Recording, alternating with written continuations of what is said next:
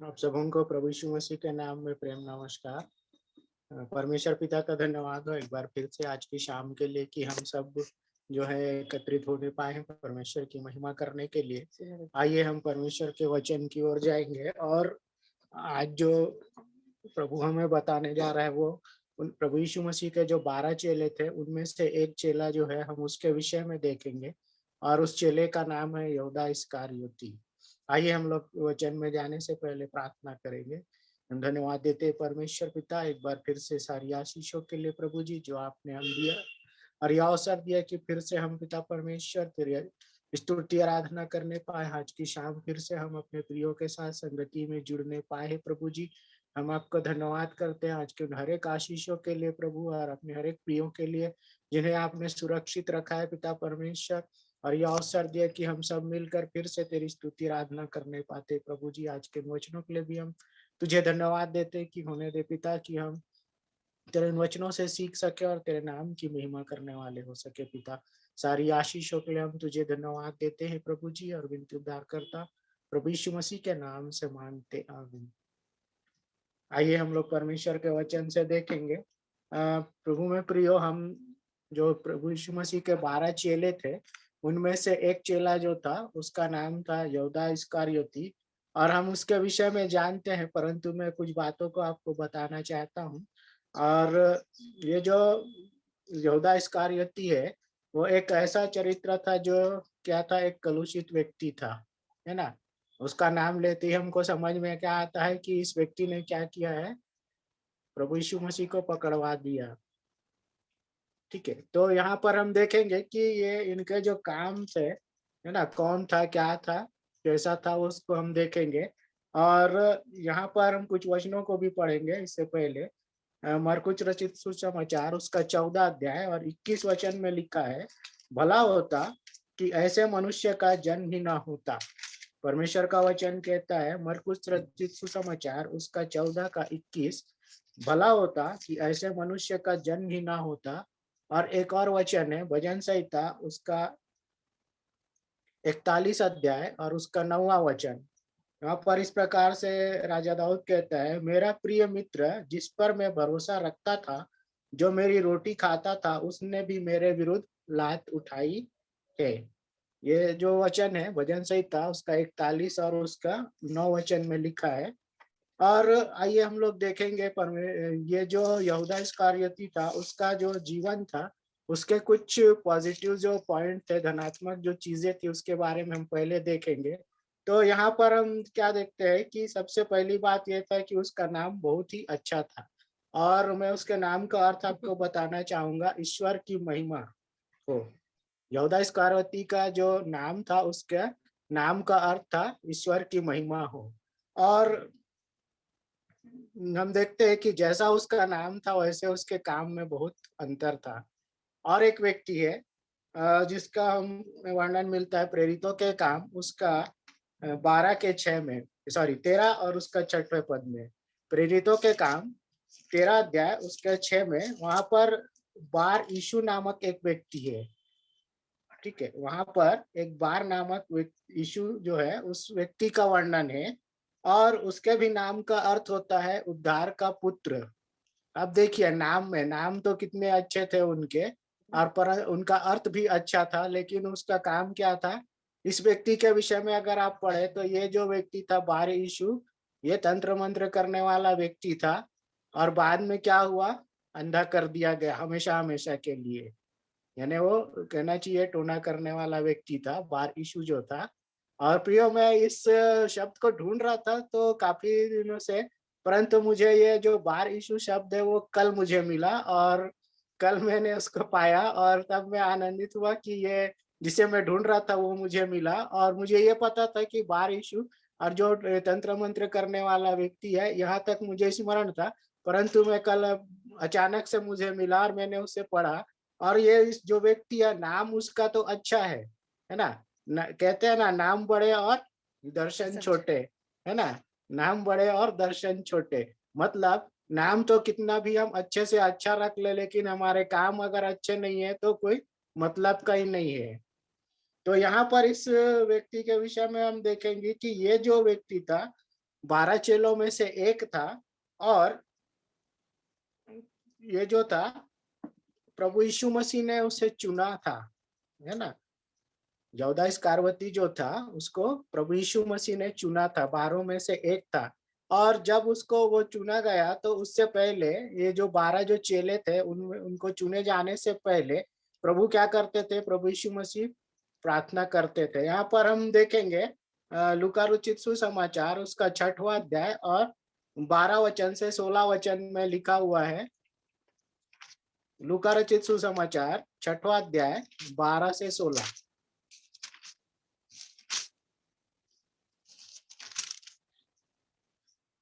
वहां पर लिखा है लूका रचित सुसमाचार 6वां अध्याय 12 से 16 पर।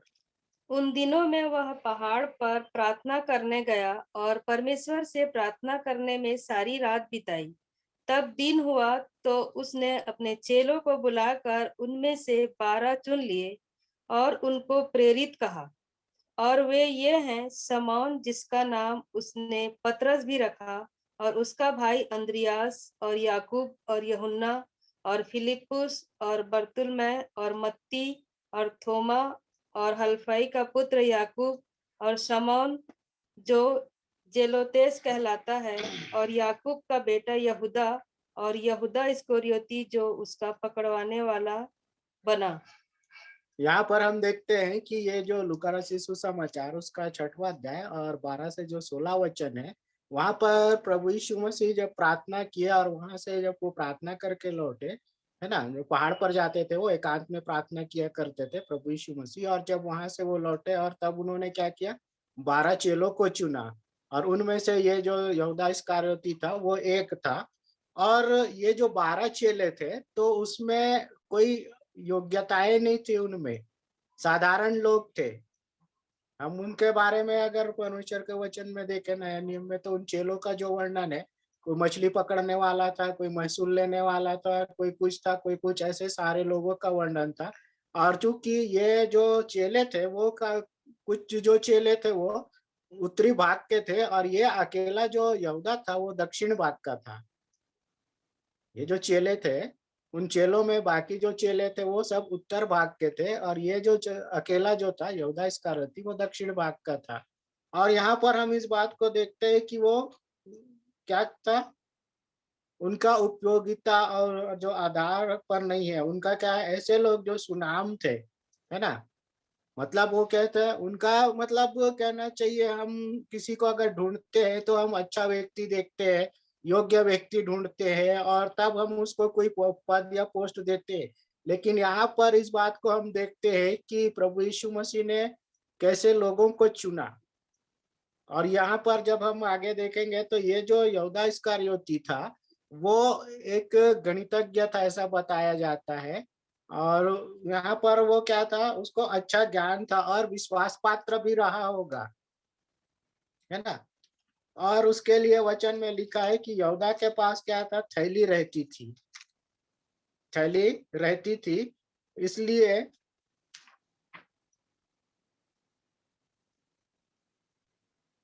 देखेंगे आगे हम यूहन्ना रचित सुसमाचार उसका 13 का 29 में क्या कहता है वचन।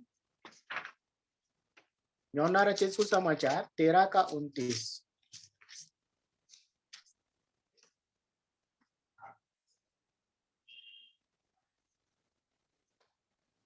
यूहन्ना 13 का 29। यहूदा के पास थैली रहती थी, इसलिए किसी किसी ने समझा कि यीशु उससे कह रहा है कि जो कुछ हमें पर्व के लिए चाहिए वह मोल ले ले, या यह कि कंगालों को कुछ दे दे।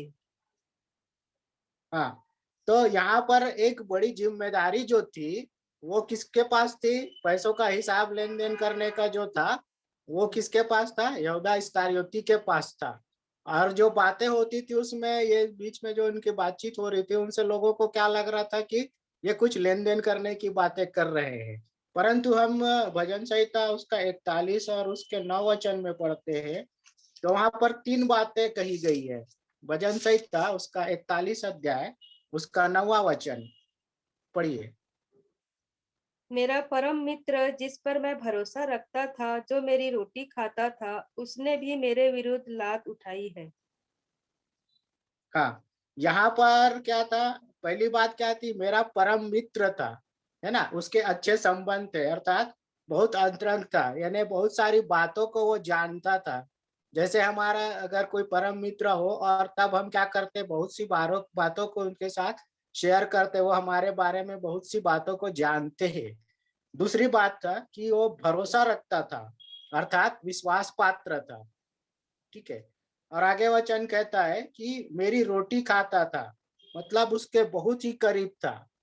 और आगे वचन क्या कहता है कि इस प्रकार केवल यहूदा का नाम अच्छा था, बल्कि उससे प्रभु यीशु मसीह ने चुना था। यहाँ पर जो हम देख रहे हैं वो उनकी अच्छाइयों को हमने देखा कि वो कैसा व्यक्ति था, और उसके पास भी अवसर था कि वो अपने जगह पर, जिस जगह का वो व्यक्ति था यहूदा इस्करियोती, वो अपने उन जगहों पर प्रभु यीशु मसीह के वचन का प्रचार कर सकता था, लोगों को बता सकता था, और बहुत सारे आत्माओं को वो जीत सकता था, है ना। परंतु यहाँ पर आगे हम जब देखें तो उसको बहुत सारे अवसर मिली थी। धनात्मक बातें क्या थी उसमें, उसका नाम अच्छा था, है ना, जैसे हमने उसका अर्थ को पढ़ा, और उसका नाम का जो अर्थ मैंने क्या बताया था, ईश्वर की महिमा हो। ठीक है।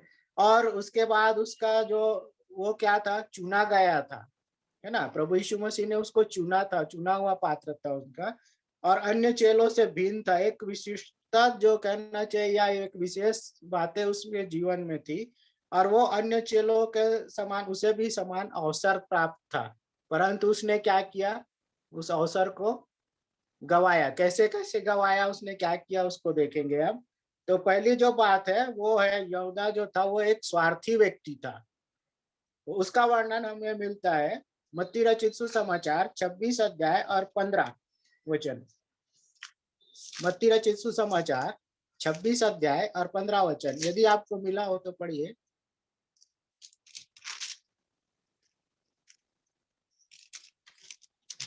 यदि मैं उसे तुम्हारे हाथ पकड़वा दूं तो मुझे क्या दोगे? उन्होंने उसे 30 चांदी के सिक्के तौल कर दे दिए।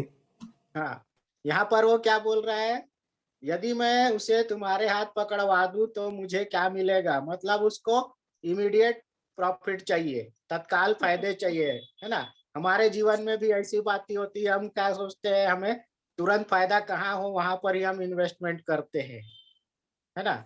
कहाँ से हमको मिलेगा, या हमको कहाँ से ज्यादा पैसे मिलेंगे, या किस कम समय में किस काम को करने से हमको फायदा होगा, हम इस चीज को देखते हैं। तो ये बात उसके जीवन में थी। प्रियो, यहाँ पर काम का अर्थ ये नहीं है कि हम कुछ गलत तरीके से पैसे कमा रहे हैं, वो नहीं है। हम सही रास्ते पर सही तरीके से भी कमा सकते हैं, और कम समय में भी हमको प्रॉफिट हो सकता है। परंतु यहाँ पर हम जो देख रहे हैं यहूदा इस्करियोती के विषय में, तो ये जो व्यक्ति था वो स्वार्थी व्यक्ति था, और ये क्या किया इसने, जा करके प्रभु यीशु मसीह को पकड़वाने की जो बातें थी, क्योंकि वो उनको पता था कि क्या, कैसे हम इसको कर सकते हैं। और जो लोग थे जो प्रभु यीशु मसीह के विरोध में थे, उनको तो अवसर चाहिए था कि किसी ना किसी रीति से हम उसको फंसाए, या मतलब हमको अवसर मिले कि हम उसको पकड़वाए और क्या करें, मार डाले। और यहाँ पर ये अवसर उसको किसने दे दिया, भेद की बातों को किसने खोल दिया, जा करके यहूदा इस्करियोती ने। उसने कहा क्या करने के लिए, मैं अगर उसको क्या करूं, तुम्हारे हाथ पकड़वा दूं तो मुझे क्या मिलेगा। और ऐसे ही हम उदाहरण देखते हैं यहोशू की किताब में 7 अध्याय उसके 21 में, आकान के विषय में। जब वहां पर हम पढ़ते हैं, जब ये लड़ाई की बातें हुई, और ये जो लोग थे, आकान जो थे और इसराइली जो लोग थे, ये लोगों ने जब चढ़ाई करी और जब ये जीत गए, तब जीतने के बाद क्या किया उसने, आकान ने कुछ पैसे, यानी 200 शेकेल, और कुछ कुछ वस्तुएं थी, चांदी सोने का ईंट था, सोने का ईंट था और चांदी थे और कुछ चीजें थी, जिसको उसने क्या किया, अपने पास रख लिया। और इसके कारण क्या होता है कि जब परमेश्वर का प्रकोप भड़क उठा और यहोशू से बातचीत जब हुई, तब यहोशू ने पूछा, और तब आकान को कहता है कि मेरे बेटे बता तूने क्या किया है, आज ही मैंने इस वचन को पढ़ा है। तो वहां पर वो कहता, सब कुछ बता देता है, और वहां पर क्या होता है, उसका परिणाम लालच का, मर जाता है वो, कुछ फायदा नहीं होता उसको। और यहाँ पर उसलिए यहाँ पर उसने क्या किया, लालच करके रख लिया था, और उसका परिणाम क्या हुआ, वो मर गया। और इसी तरह से हम अगर परमेश्वर के वचन में देखें उत्पत्ति की किताब में, तो वहां पर 3 अध्याय के 5 और 6 में हम पाते हैं कि यहाँ पर लालच किसने किया था? हवा ने किया, है ना। बहकाए जाने के कारण उसने, हवा ने क्या किया? लालच किया, फल खाया, यानी शैतान ने उसको ललचाया। उत्पत्ति उसका 3 अध्याय 5 और 6 वचन।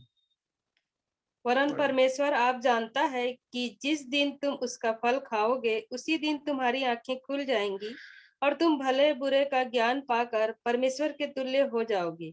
अतः जब स्त्री ने देखा कि उस वृक्ष का फल खाने के लिए अच्छा और देखने में मनभाऊ और बुद्धि देने के लिए चाहने योग्य भी है, तब उसने उसमें से तोड़ कर खाया और अपने पति को भी दिया और उसने भी खाया।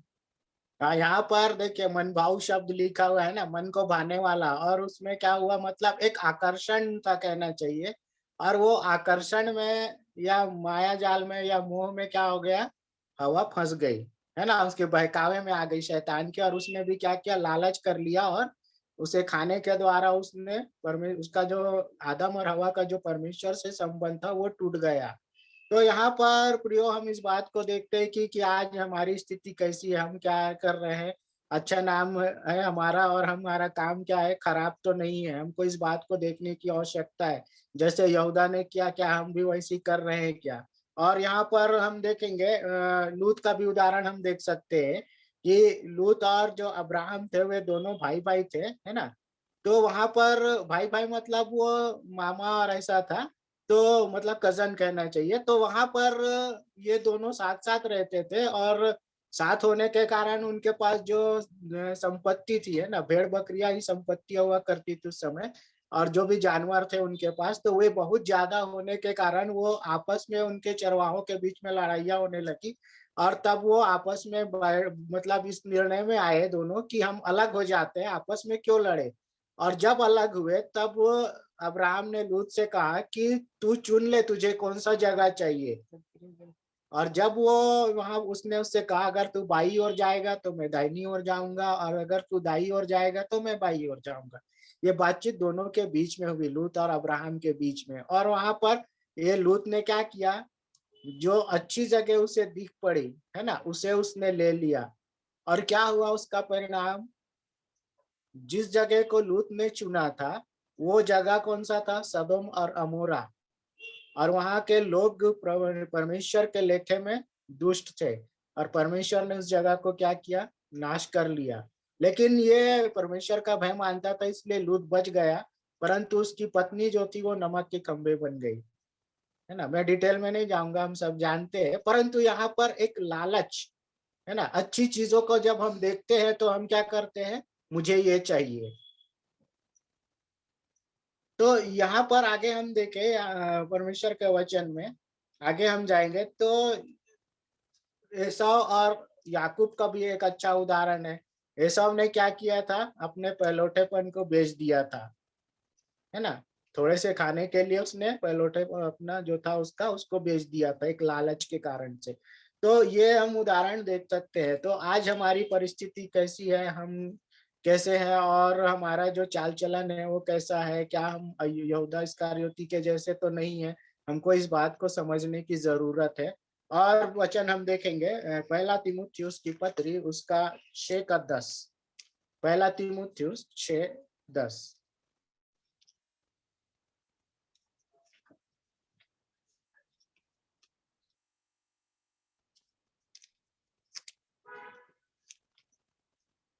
पहला तीमुथियुस 6वां अध्याय उसका 10वां वचन।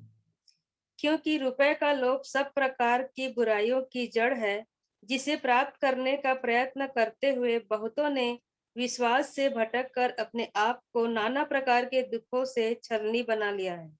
हाँ, यहाँ पर क्या करते हैं लोग जो है, धन के लालच में या रुपए के लालच में हम क्या करते हैं? बुराइयों की जड़ हमको कैसे मिले, है ना। हम ये नहीं देखते कि काम हम वो कौन सा करना पड़ेगा, कैसा करना पड़ेगा, अच्छा करना पड़ेगा या बुरा करना पड़ेगा, हम ये नहीं देखते। हम क्या देखते हैं? हमको कम समय में क्या फायदा होगा और कितना धन मिलेगा। और हम क्या होते हैं? विश्वास में मर जाते हैं। और उसके वजह से हम क्या हो जाता है?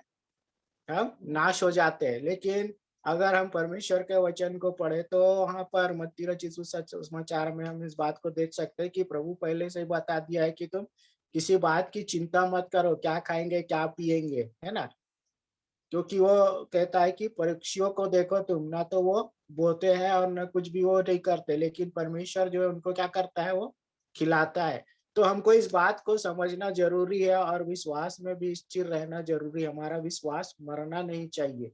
और आगे हम देखेंगे सबोपदेशक की पुस्तक में से उसका 5 और 10 वचन। सबोपदेशक 5 का 10।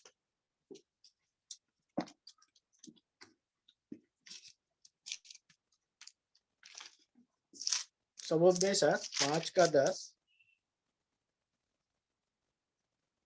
जो रुपए से प्रीति रखता है वह रुपए से तृप्त न होगा, और न जो बहुत धन से प्रीति रखता है वह लाभ से, यह भी व्यर्थ है। हाँ, यहाँ पर अगर हम पैसों से प्रीति रखते हैं तो वो क्या है, तृप्त नहीं होगा, है ना। हमको क्या होगा, और पाने की इच्छा होगी।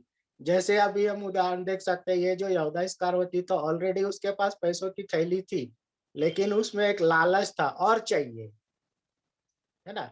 और उसके वजह से उसने क्या किया, जो जीवन प्रभु ने दिया था उसको उसको भी उसने गवा दिया। उसका जो विश्वास था अधूरा था, है ना। उसमें स्थिरता नहीं थी। बहुत सारी बातें अगर हम देखें तो वो उसमें कमियां थी, है ना। सिंपल हम बात अगर बोले तो उसमें बहुत सारी कमियां थी जो पूरी नहीं हुई।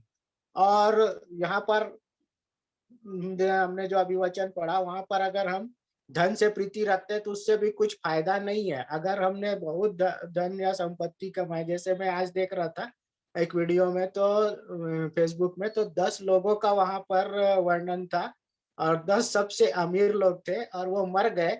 और मरने के बाद उन्होंने अपनी कितनी संपत्ति छोड़ करके गए और कितने किनको मिला, इन बातों को बताया जा रहा था।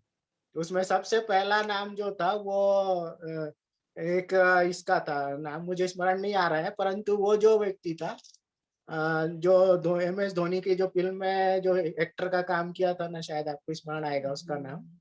तो वो धोनी बना था उस फिल्म में। और तब वो जो व्यक्ति था, वो पहला व्यक्ति था जिसने अपने धन संपत्ति को छोड़ करके गया मरने के बाद में। तो उसका उपयोग कौन कर रहा है, ये सारी बातें, मतलब मैं आपको इस बात को बताना चाहता हूँ कि धन हमने जमा किया, लेकिन उसका क्या परिणाम हुआ मरने के बाद, उससे क्या मिला, हमको कुछ नहीं मिला, है ना। जहां का वहीं रह गया। तो यहाँ पर परिस्थिति कुछ इसके साथ भी ऐसे ही होने वाली है यहूदा इस्करियोती का। और आइए हम आगे देखेंगे। और यहूदा का जो मन था वो स्थिर नहीं रहता था। वहां पर हम देखेंगे यूहन्ना रचित सुसमाचार उसका 12 अध्याय 1 और 8। यूहन्ना रचित सुसमाचार 12 अध्याय उसका 1 से 8 वचन में। हाँ पर फिर फसह से 6 दिन पहले बैतनिय्याह में आया, जहाँ लाजर था, जिसे यीशु ने मरे हुओं में से जिलाया था। वहां उन्होंने उसके लिए भोजन तैयार किया, और मार्था सेवा कर रही थी, और लाजर उसमें से एक था जो उसके साथ भोजन करने के लिए बैठे थे। तब मरियम ने जटामासी का आधा सौर बहुमूल्य इत्र लेकर यीशु के पांव पर डाला और अपने बालों से उसके पांव पोंछे, और इत्र की सुगंध से घर सुगंधित हो गया। परंतु उसके चेलों में से यहूदा इस्करियोती नामक एक चेला, जो उसे पकड़वाने पर था, कहने लगा, यह इत्र 300 दिनार से बेचकर कंगालों को क्यों न दिया गया। उसने यह बात इसलिए नहीं कही कि उसे कंगालों की चिंता थी, परंतु इसलिए कि वह चोर था, और उसके पास उनकी थैली रहती थी, और उनमें से जो कुछ डाला जाता था वह निकाल लेता था। यीशु ने कहा, उसे रहने दो, उसे यह मेरे गाड़े जाने के दिन के लिए रखने दो, क्योंकि कंगाल तो तुम्हारे साथ सदा रहते हैं, परंतु मैं तुम्हारे साथ सदा नहीं रहूंगा। हाँ, यहाँ पर देखिए, यहाँ पर क्या हो रहा है कि ये जो यहूदा इस्करियोती है, ये कहाँ पर है, वो बैतनिय्याह में है। और लाजर के घर में बैठे हुए, जो प्रभु यीशु मसीह का मित्र था, उनके उधर वो बैठे हुए हैं। और यहाँ पर क्या होता है, मरियम जो है वो इत्र लेकर के आती है और प्रभु यीशु मसीह के सर पर डाल देती है ना, सर और क्या कर पैर और सर पे डालती है और उसको पोंछने लगती है। और ये क्या बोलता है यहूदा इस्करियोती, तो इसको क्यों वेस्ट कर रही है, इसको क्यों नुकसान करी, इसको बेच करके कंगालों को दे दिया जाता तो है ना, उनके लिए ये एक अच्छा काम हो जाता इसकी दृष्टि में। परंतु उसका कारण क्या था कि ये व्यक्ति क्या था, चोर था, और उसके पास क्या थी, थैली थी, उसका मन स्थिर नहीं था, है ना। और यहाँ पर हम देखते हैं कि मन में कुछ था, है ना, बोल कुछ रहा है, कर कुछ रहा है, लेकिन मन में उसका कुछ और चल रहा है। तो ये परिस्थिति यहाँ आज हमारे जीवन में रहती है, हम बोलते कुछ है, करते कुछ है। तो ये चीजें हैं। और यहाँ पर एक बात और है कि चुंबन जो है वो प्रेम का प्रतीक है ना। इसने क्या किया था, एक निशानी वहां पर तौर पर कही गई थी कि हम प्रभु यीशु मसीह को कैसे पहचानेंगे, तब ये इसने क्या कहा, मैं जा करके उसका चुंबन लूंगा और वही है। तो यहाँ पर देखिए ये जो चुंबन था उसके वजह क्या था, एक धोखे का चुंबन था, उसने धोखा देने के लिए उसको किया, धोखे से परिपूर्ण था उसका जो चुंबन था यहूदा इस्करियोती का प्रभु यीशु मसीह के लिए, वो एक धोखे का चुंबन था। और उसका नाम कुछ था और कार्य भी कुछ था, है ना। जैसा हमने उसको क्या पढ़ा था, उसका अर्थ परमेश्वर महिमा, है ना। यहाँ पर ईश्वर की महिमा हो, यहूदा इस्करियोती के नाम का अर्थ था ईश्वर की महिमा हो। और जैसा नाम था लेकिन वैसा उसका काम नहीं था। और प्रियो यहाँ पर हम देखते हैं कि उसने क्या किया,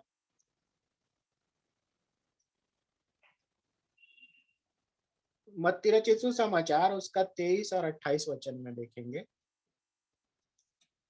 मत्ती रचित सुसमाचार 23 का 28, प्रभु यीशु मसीह शास्त्री और फरीसियों से क्या कहते हैं, पढ़ो। इसी रीति से तुम भी ऊपर से मनुष्यों को धर्मी दिखाई देते हो, परंतु भीतर कपट और अधर्म से भरे हुए हो। हाँ, यहाँ पर प्रभु यीशु मसीह किनको बोल रहा है, जो शास्त्री और फरीसी थी लोग थे उनको कह रहा है, क्या बोल रहा है कि इस रीति से तुम भी ऊपर से मनुष्यों को धर्मी दिखाई देते हो, परंतु भीतर कपट और अधर्म से भरे हुए। क्या हमारी आज परिस्थिति ऐसी तो नहीं है, हमको इस बात को जांचने की जरूरत है ना। दिखना कुछ है और करते कुछ है, बोलते कुछ है, और हमारा जो व्यवहार है वो अलग है। तो हमको क्या करना है, दिखावे में नहीं जाना। हमारे ने जो ये वचन पढ़ा उस वैसा हमारा जीवन नहीं होना चाहिए, हम जैसा बोलते हैं वचन के अनुसार हमको चलना भी जरूरी है।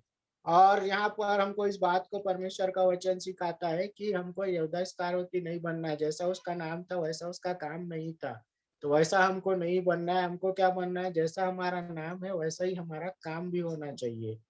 और यहाँ पर आगे हम देखेंगे मत्ती रचित सुसमाचार उसका 15 का 7 और 8 वचन, यहाँ पर क्या कहता है, मत्ती रचित सुसमाचार 15 अध्याय उसका 7 और 8 वचन।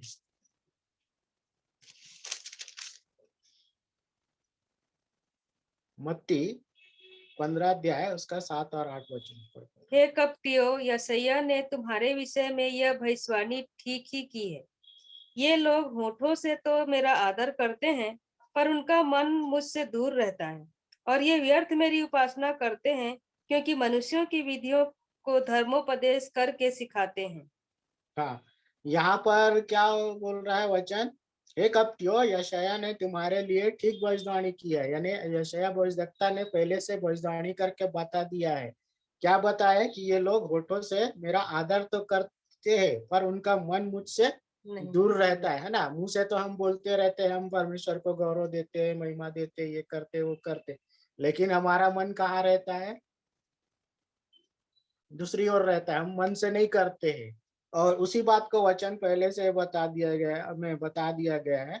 और यहाँ पर यशायाह नबी किताब उसका 1:12 में लिखा है, जब तुम अपने मुंह दिखाने के लिए आते हो तो ये कौन चाहता है कि तुम मेरे आंगनों को पांव से रौंदो, है ना। मतलब यहाँ पर जो परिस्थिति है वो क्या है कि हम दिखावा कर रहे हैं, जैसे यहूदा इस्करियोती दिखावा करता था, है ना। जो उसमें निगेटिव बातें थी वो बातें हमारे जीवन में अगर है, और तो हम इस लायक भी नहीं है कि हम परमेश्वर के मंदिर में जाकर उसके आंगन में खड़े हो या उसके आंगनों को रौंदे, पैर रखने लायक भी नहीं है, वचन हमको बता रहा है। और जैसे हम देख के आगे बढ़ते जाए तो यहाँ पर यहूदा का जो उम्र था वो समय के साथ बढ़ता गया, परंतु उसका जो उसके साथ जो बुराइयां थी वो भी बढ़ती चली गई, है ना। क्या हुआ उसके लिए, क्या लिखा है, शैतान उसमें समा गया और वो दोनों तरफ रहता था, प्रभु यीशु मसीह के साथ भी रहता था और जाकर के प्रभु यीशु मसीह के जो विरोध में थे उन लोगों के भी साथ में वो रहता था, है ना। दोनों तरफ से उसकी बातें यहाँ पर चलते रहती थी और वो इधर की बात जाकर के उधर बात आता था और वो क्या होता था, अवसर वो ढूंढते रहते थे। मतलब कितना पत्थर दिल कहना चाहिए यहूदा था, है ना। इधर की बातों को जाकर के वो बताता था उनको, और वो यहाँ पर हम जब देखते हैं तो उसका जो जीवन था वो क्या था, बहुत ही भयानक था और उसका अंत भी भयानक हुआ। आइए हम लोग आगे देखेंगे उसका जो पश्चाताप था। ये जो यहूदा इस्करियोती था, उसने प्रभु यीशु मसीह को पकड़वा तो दिया, है ना, पकड़वा दिया, और पकड़वाए जाने के बाद में जब उसको पश्चाताप हुआ तो उसने क्या किया, आत्महत्या कर ली और उन पैसों को फेंक दिया और आत्महत्या कर ली। वो चाहता था तो वो पश्चाताप करता, तो ठीक जिस तरह से जो दो चोर प्रभु यीशु मसीह के एक दाहिने और एक बाएं ओर था, जिनमें से एक ने अंगीकार किया कि प्रभु ने तो कुछ पाप नहीं किया, गलत काम नहीं किया, हम तो अपने काम का सही फल पा रहे हैं। अगर उस तरह से ये अंगीकार कर लेता तो शायद इसका जीवन बच जाता। ये जो बातें हैं जो इसने काम किया, आत्महत्या कर ली, अपने जीवन को समाप्त कर लिया, तो उसका क्या हुआ, वो कहाँ गया, नरक में गया। उसका जो विश्वास था वो अधूरा था, है ना, और उसकी जो आस्था थी वो प्रभु यीशु मसीह के प्रति वो भी अधूरा था, क्योंकि वो एक लालच के वजह से। और उसके बाद क्या होता है कि ये जो व्यक्ति था इसने क्या किया, क्या छोड़ करके गया ये प्रियो, इसने एक स्मारक छोड़ के गया, है ना। क्या छोड़ के गया, एक स्मारक छोड़ करके गया, और उस स्मारक को हम क्या बोलते हैं, फील्ड ऑफ ब्लड, लहू का खेत।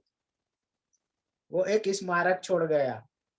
हम बहुत सारे लोगों को देखते हैं जो अच्छे काम करते हैं, जो योद्धा लोग होते हैं, या हमारे जो देश के सैनिक है, या पूरे संसार में जो सैनिक है ना, जब वो क्या करते हैं, किसी लड़ाई में जाते हैं, शहीद हो जाते हैं, तो उनको याद में स्मारक बनाई जाती है और उनको समय के अनुसार उनको स्मरण भी किया जाता है। परंतु ये जो व्यक्ति था, इसने क्या किया, इसने उन सिक्कों को फेंक दिया, और फेंकने के बाद में क्या हुआ, उन सिक्कों को क्या किया गया, वो ये जो सिक्के थे उन लोगों के लिए इस्तेमाल किया गया जो लावारिस थे, है ना। उनको उस जगह पर मिट्टी दी जाती थी, जिस खेत में फेंका गया था वो सिक्का, उसी पैसों से उस जगह को खरीदा गया था उन लोगों के लिए जो लावारिस थे, है ना। और उनके शमशान के रूप में, मतलब वो एक खेत को वहां पर वो लिया गया। यहाँ पर ये जो यहूदा इस्करियोती है, कौन सा, हाँ, अंत वहां पर लिखा है, ये लूका मत्ती रचित सुसमाचार उसका 27 अध्याय और उसका 7वें वचन में लिखा है उन पैसों से क्या किया गया। मत्ती रचित सुसमाचार 7 अध्याय, सॉरी 27 अध्याय और उसका 7 वचन में। अतः उन्होंने संपत्ति कर के उन सिक्कों से परदेशियों के गाड़े जाने के लिए कुम्हार का खेत मोल लिया। हाँ, किनका खेत मोल लिया गया था, जिनका खेत मोल लिया गया वो एक कुम्हार था, है ना, बर्तन बनाने वाला व्यक्ति था। और इस कारण उस खेत का नाम क्या पड़ा, लहू लहू का खेत, फील्ड ऑफ ब्लड। तो ये एक स्मारक छोड़ गया और वो अपने जीवन को नहीं बचा पाया। यहाँ पर हम देखते हैं कि उसका जो विश्वास था वो इतने समय तक प्रभु यीशु मसीह के साथ था, लेकिन उसका साथ होना और नहीं होना एक समान था, क्योंकि उसे विश्वास ही नहीं था। उसने अपने लालच, अपने स्वार्थ के कारण अपने जीवन को गवा दिया। अगर उसने सही रूप से अगर पश्चाताप किया रहता तो आज उसको जीवन मिलता। लेकिन उसने वैसा नहीं किया। प्रियो, यहाँ पर हम इस बात को देखते हैं कि आज हमारी परिस्थितियां कैसी है, हमारा जो समर्पण है वो अधूरा है क्या, हमने अपने आप को पूरी तरह से समर्पित किया क्या।